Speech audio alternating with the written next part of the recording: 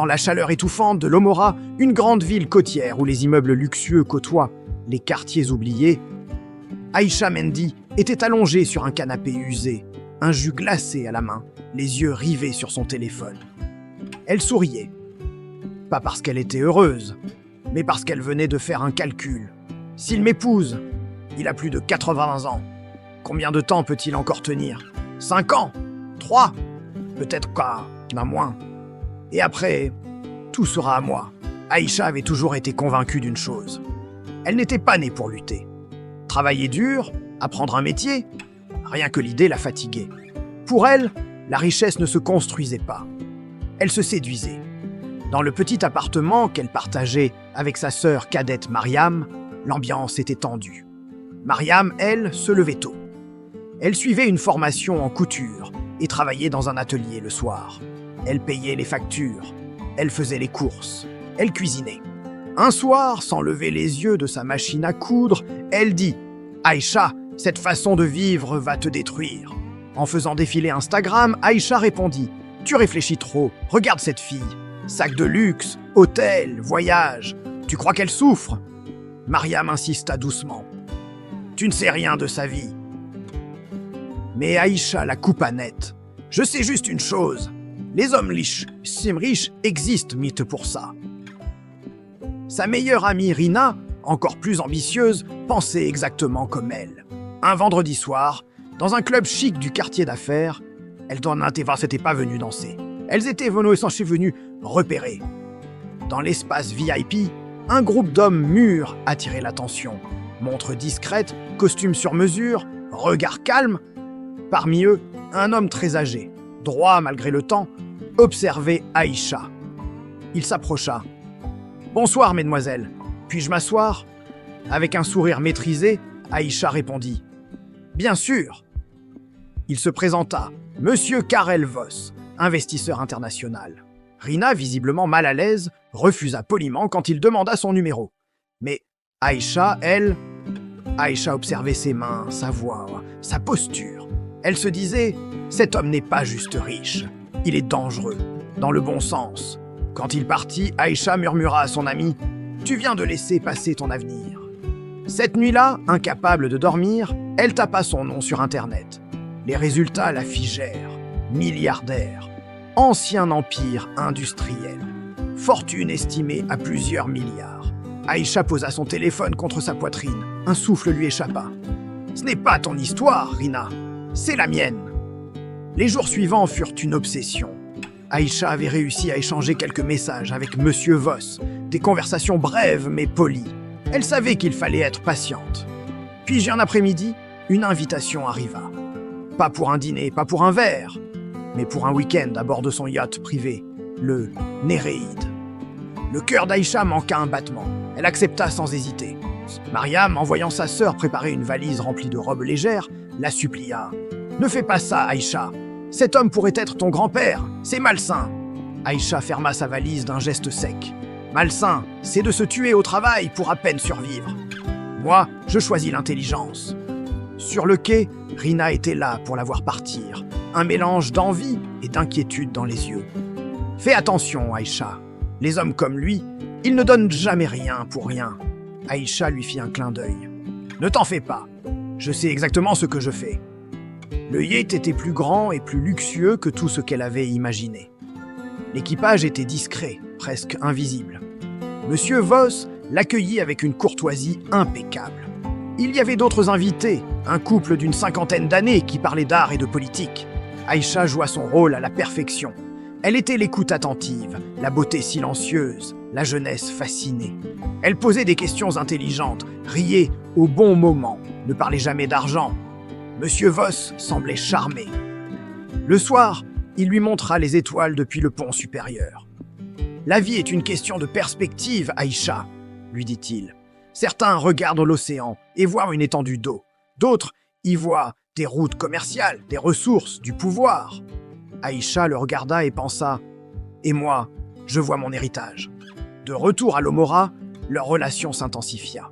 Des dîners dans les restaurants les plus exclusifs, des cadeaux discrets mais précieux, une bague par-ci, un bracelet par-là.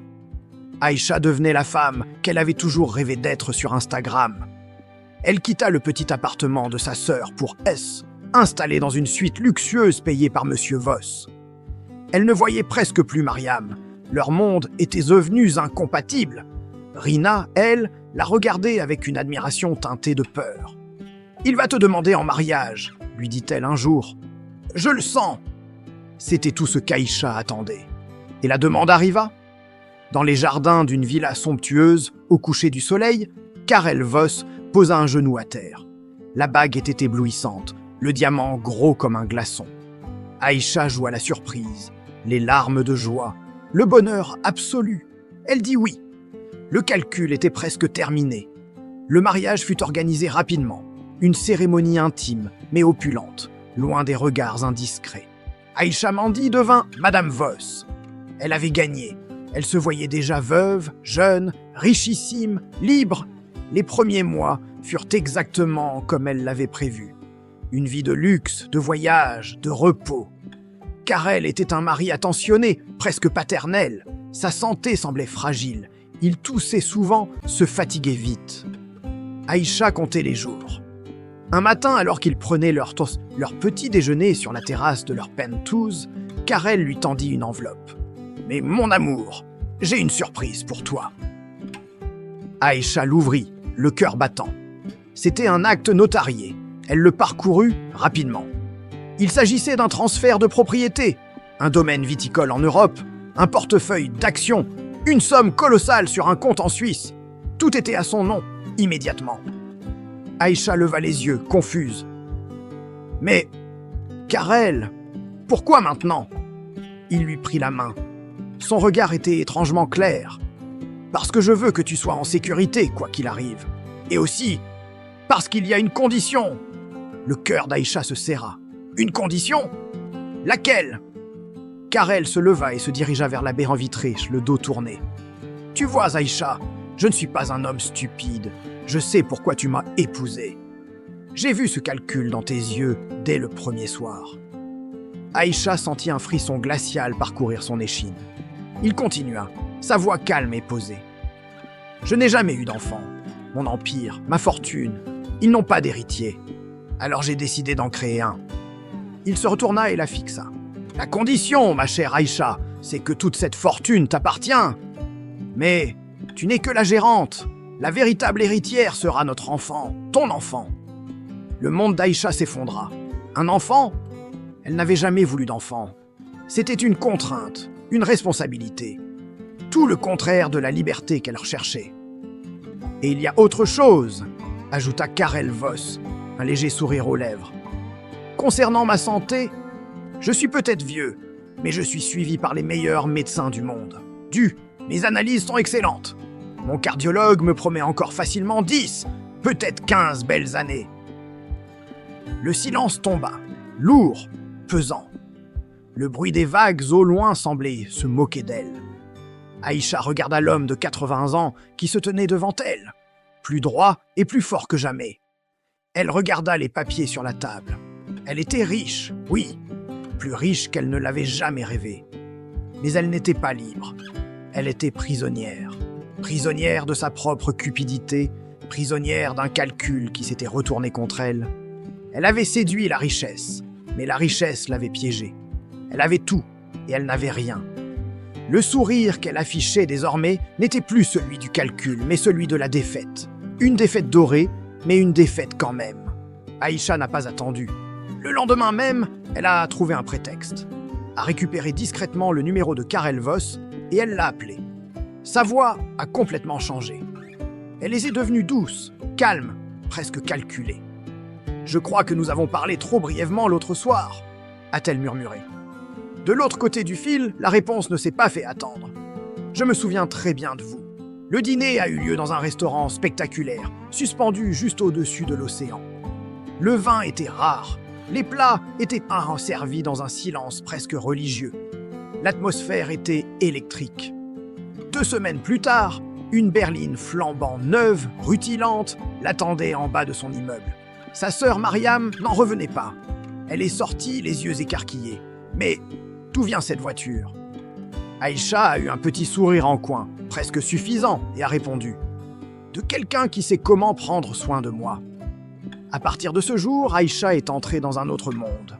Un monde fait de spas privés où le temps semblait s'arrêter de voyages en jet privés vers des destinations paradisiaques, de robes de créateurs qui lui allaient comme un gant, et de ce silence doré, ce luxe qui n'a pas besoin de faire de bruit pour s'imposer. Elle vivait un conte de fées, mais ce conte de fées était construit sur un château de mensonges. Elle mentait à tout le monde, à sa famille, à ses amis, et même à Rina, sa meilleure amie. Quand Rina lui posait des questions, Aïcha balayait ses inquiétudes d'un revers de main. « Ce n'est rien de sérieux », disait-elle. « Juste un admirateur un peu trop généreux. » Mais au fond d'elle, elle savait que c'était bien plus que ça. Et la confirmation est arrivée un soir, sur la terrasse d'un penthouse dominant toute la ville, les lumières scintillant à leurs pieds comme un tapis d'étoiles. Karel lui a demandé de l'épouser. À cet instant précis, son cœur a fait un bond dans sa poitrine. Mais ce n'était pas un bond d'amour, ni même d'émotion. C'était une pensée, unique, claire, froide comme l'acier. C'est la fin de tous mes problèmes. Le mariage a été discret, presque secret. Les papiers ont été signés rapidement, sans grande cérémonie. Aïcha souriait pour les photos, un sourire parfaitement maîtrisé. Mais dans sa tête, elle comptait déjà les années. Calculer sa fortune future, planifier sa vie de riche veuve. Et puis, un soir, alors qu'ils étaient à une réception mondaine, tout a basculé. Au milieu des rires et des coupes de champagne, Karel s'est effondré d'un coup. Transporté d'urgence à l'hôpital, il était là, faible, pâle, branché à une multitude de machines qui bipaient en rythme. Il lui a demandé de s'approcher. Sa voix n'était plus qu'un murmure. « Aïcha, il y a quelque chose que tu dois savoir. » Ce qu'il lui a confessé ensuite lui a glacé le sang, a figé chaque parcelle de son être. Des années plus tôt, ruiné, au bord du gouffre, il avait fait un pacte. Un pacte qui lui avait offert une richesse immense, incommensurable, mais temporaire, une richesse qui ne lui appartenait pas vraiment. Quand je mourrai, tout disparaîtra. Absolument tout. Aïcha a reculé, incapable de prononcer un mot. Le monde tournait autour d'elle. « Tu mens. C'est impossible. » A-t-elle balbutié, les larmes aux yeux. Il a secoué la tête, avec une tristesse infinie dans le regard. « J'aurais tellement voulu que ce soit un mensonge. » Il est mort le lendemain matin. Aïcha n'a même pas eu le temps de pleurer. Son cerveau tournait à plein régime. Héritage, compte en banque, maison, yacht. Elle a commencé à appeler les banquiers, les avocats. Mais un à un, tous les murs de son palais doré se sont effondrés. Les comptes en banque, vides. Les biens de luxe, saisis. Les propriétés, construites sur des terrains illégaux, promises à la démolition. Même la somptueuse maison où il vivait a été rasée. En quelques jours à peine, Aïcha est passée de reine du luxe, enviée de tous, à un fantôme errant dans les rues, sans rien. Le choc a été si brutal qu'elle a eu l'impression de tomber d'une falaise. Elle avait tout perdu. Enfin, pas tout à fait. Elle avait un bébé dans les bras, fruit de cette union maudite. Dans son malheur, une seule porte lui restait. Une seule personne vers qui se tourner. La porte de la maison de sa famille. La même qu'elle avait quittée avec tant d'arrogance quelques mois plus tôt. Elle a frappé, la honte au ventre, le bébé blotti contre elle. C'est Mariam qui a ouvert. Son visage s'est décomposé en voyant sa sœur si fragile, si démunie. Sans un mot, elle l'a prise dans ses bras. Aïcha a fondu en larmes, des larmes de regret, de douleur, de peur. Elle a tout raconté. Le pacte, la fausse richesse, la chute. Mariam a écouté, le cœur serré. Puis elle a dit « L'argent que tu as cherché t'a détruite. Mais nous, ta famille, nous sommes ta vraie richesse. On ne disparaîtra jamais. » À cet instant, Aïcha a compris. Elle avait couru après des illusions, des reflets dorés, et avait méprisé le seul trésor qui comptait vraiment. Reconstruire sa vie allait être difficile, long. Elle a trouvé un petit travail, a appris à vivre avec peu. Chaque jour était un combat. Mais chaque soir, en regardant son enfant dormir et en sentant la chaleur de sa famille autour d'elle, elle savait qu'elle était plus riche qu'elle ne l'avait jamais été. Le luxe n'était pas dans les voitures ou les diamants. Il était là dans un simple regard, un geste tendre, un amour inconditionnel. Un amour qui, lui, ne pouvait jamais être emprunté. Quand Rina a ouvert la porte de son modeste appartement ce soir-là, elle a eu un choc. Devant elle se tenait Aïcha, mais ce n'était plus l'Aïcha qu'elle connaissait. L'Aïcha des réseaux sociaux, celle qui posait dans des jets privés, vêtue de haute couture, un sourire éclatant aux lèvres. Non, cette femme-là avait disparu. À sa place, il y avait une silhouette fragile, le visage nu, sans le maquillage parfait qui était sa signature. Fini les sacs de marque, les bijoux scintillants. Juste une femme, les épaules voûtées par le poids d'une détresse immense. Et dans ses bras, un petit enfant qui dormait, ignorant tout du drame qui se jouait. Les yeux d'Aïcha, autrefois si vifs et pétillants, étaient ternes, rougis par les larmes. Elle a murmuré d'une voix brisée, à peine audible. « Je n'ai nulle part où aller ». Chaque mot semblait lui coûter un effort surhumain. Le silence qui a suivi a été lourd, presque suffocant. Dans ce couloir mal éclairé, le temps semblait s'être arrêté. Rina regardait son ancienne amie, celle qu'elle avait admirée et peut-être même enviée à une époque. Elle voyait la chute vertigineuse, le mirage qui s'était évaporé pour laisser place à une dure réalité. Elle aurait pu fermer la porte. Elle aurait pu lui dire que c'était le juste retour des choses, la conséquence de ses choix. Mais dans le regard d'Aïcha, elle osa vu plus que de la détresse. Elle en a vu une supplique, un dernier espoir. Après ce qui a paru une éternité, Rina a pris une profonde inspiration. Elle s'est lentement écartée de la porte, libérant le passage. D'une voix douce mais ferme, elle a simplement dit « Entre !» C'était plus qu'une invitation, c'était une main tendue, une promesse de refuge dans la tempête. Aïcha a hésité un instant, comme si elle n'osait pas y croire.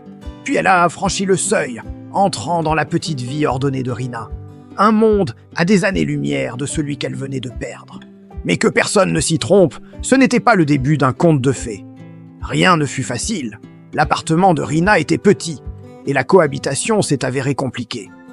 Pour Aïcha, habituée à un luxe où tout lui était dû, le choc a été brutal. Fini les domestiques, fini le service en chambre. Ici, il fallait participer. Rina a été claire dès le début. Ce n'était pas un hôtel. Aïcha a dû apprendre à nettoyer, à faire la vaisselle, à cuisiner des repas simples avec le peu qu'elles avaient. Chaque tâche était une montagne. Ses mains, autrefois manucurées et douces, sont devenues rêches à force de frotter. Le plus difficile, c'était d'apprendre. Rina l'a inscrite à des cours du soir en ligne. Après avoir passé des heures à s'occuper de son enfant, après avoir nettoyé l'appartement, Aïcha devait s'asseoir devant l'ordinateur portable de Rina et étudier. La comptabilité, le marketing digital. Des mots qui lui semblaient étrangers. Les nuits étaient longues, épuisantes. Ses yeux la brûlaient, son dos la faisait souffrir. Pour la toute première fois de sa vie, elle connaissait la véritable fatigue. Pas celle d'une séance de shopping intense ou d'une soirée mondaine, mais la fatigue profonde, celle qui vient du travail acharné, physique et intellectuel. Il y a eu des moments de doute, de désespoir. Plus d'une fois, elle a voulu tout abandonner. Elle pleurait en silence dans son lit, se remémorant sa vie d'avant, cette cage dorée qu'elle avait prise pour le paradis. Elle se souvenait des compliments, de l'admiration dans le regard des autres, de cette sensation de toute puissance que l'argent de son mari lui procurait. Mais ensuite, elle regardait son fils dormir paisiblement, et elle regardait Rina, cette amie qu'elle avait négligée, qui travaillait sans relâche pour les soutenir toutes les deux. Et la honte la submergeait, suivie d'une nouvelle vague de détermination. Un soir, alors que la ville était silencieuse et que son enfant dormait enfin d'un sommeil profond, Aïcha observait Rina, assise à son bureau, le visage concentré, tapant sur son ordinateur. Une douce lumière éclairait son profil. Il n'y avait pas de tension sur son visage, pas d'anxiété, juste une sorte de calme, de sérénité. Aïcha n'a pas pu s'en empêcher. Elle a murmuré « Tu as l'air si... en paix !» Rina a arrêté de taper, mais sans la regarder. Elle a voilà fixé un point invisible devant elle et a répondu d'une voix tranquille. « C'est parce que je ne dépends de personne, Aïcha. Chaque centime que je gagne, c'est moi qui l'ai mérité. Chaque succès, c'est le fruit de mon travail. Ma vie est petite, mais elle m'appartient. Entièrement. Cette phrase a frappé Aïcha comme un éclair.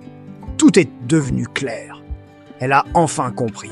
La richesse qu'elle avait connue n'était qu'un château de sable. Une illusion magnifique, mais sans fondation. Elle avait vécu par procuration à travers le statut et l'argent d'un autre. Quand cet homme a décidé de la quitter, tout s'est effondré, car rien ne lui appartenait vraiment. Ni l'argent, ni la maison, ni même le respect qu'on lui témoignait. Elle avait cru prendre un raccourci vers le bonheur. Mais les raccourcis, elle le réalisait maintenant, coûtent finalement bien plus cher que les longs chemins. Ils coûtent votre âme, votre dignité, votre indépendance. Ce soir-là, une décision a germé dans son esprit. Ce ne serait pas facile, ce serait long, mais elle allait reconstruire sa vie. Pas la vie d'avant, non. Une nouvelle vie, une vie à elle. Elle est repartie de zéro, lentement, humblement. Elle a accepté un petit boulot dans un café, jonglant entre les études, son travail et son rôle de mère. Les débuts ont été incroyablement difficiles. Mais pour la première fois, chaque pièce qu'elle gagnait avait une saveur différente. La saveur de l'effort, de la fierté.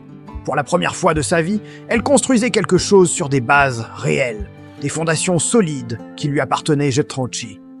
Son sourire n'était plus une façade pour les photos, mais le reflet sincère d'une paix intérieure durement acquise. L'histoire d'Aïcha et Rina n'est pas juste une histoire, c'est une leçon. Une leçon sur nos choix, sur les illusions que notre société nous vend et sur le vrai sens de la réussite. Ce n'est pas ce que l'on possède qui nous définit, mais ce que l'on construit. Si cette histoire t'a touché, si elle t'a fait réfléchir, alors montre-le nous. Like cette vidéo pour que l'algorithme la partage à d'autres personnes qui ont besoin d'entendre ce message. Abonne-toi à la chaîne pour ne pas manquer nos prochaines histoires. Des histoires puissantes et vraies qui nous poussent à devenir meilleurs. Et enfin, laisse un commentaire. Dis-nous ce que tu en penses ou écris simplement cette phrase pour ancrer la leçon d'aujourd'hui. Le travail vaut mieux que les raccourcis. Merci de nous avoir écoutés et à très bientôt.